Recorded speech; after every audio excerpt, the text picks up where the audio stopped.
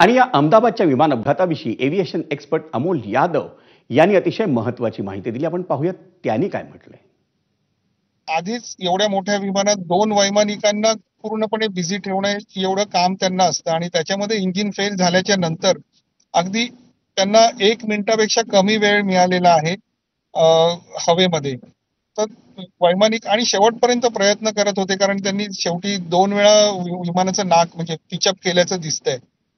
Landing gear सुद्धा down होते. त्यांनी पिचअप करून विमानाचा वेग सुद्धा कमी करण्याचा प्रयत्न केलाय. म्हणजे त्यांना जी ट्रेनिंग दिलेली असते वैमानिकांना, त्या ट्रेनिंगचा शेवटपर्यंत पुरेपूर वापर करताना मी बाहेरून जेव्हा विमानाचा प्रवास बघतोय, त्याचा फ्लाईट पाथ बघतोय, त्याच्यावरून मी नक्कीच तुम्हाला सांगू शकेन की शेवटच्या क्षणापर्यंत वैमानिकांनी ते विमान वाचवण्याचा प्रयत्न केला, परंतु ही दुर्दैवी घटना घडणार होती, ती घडली. तर स्ट्रक्चरल डॅमेज किंवा फ्यूल स्टार्वेशन म्हणजे दोन्ही इंजिन्स बंद पडणं हे एकच कारण मला दिसतंय.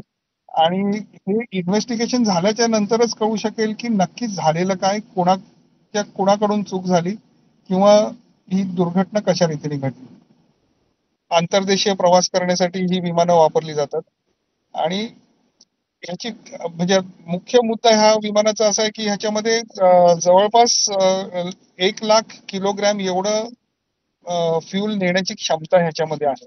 नॉनस्टॉप बराच लांबचा प्रवास करू शकतात. त्याच्यामुळे बॉम्बे लंडन ह्या फ्लाईट्स पॉसिबल होतात. हे विमान अगदी स्ट्रेच करून पृथ्वीच्या दुसऱ्या भागाला म्हणजे इथून मुंबईवरून डायरेक्ट आपण न्यूयॉर्क पर्यंत जाऊ शकतो, एवढी याची क्षमता आहे.